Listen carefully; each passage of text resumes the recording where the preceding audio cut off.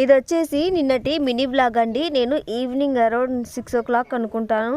ఇంగ్లీష్లో మాట్లాడొద్దంటారు కానీ వస్తుంది, ఏమనుకోమాకండి. నేనైతే ఇక్కడ అన్నం చేస్తున్నాను, పిల్లలకి బియ్యం నానేస్తున్నాను అనమాట.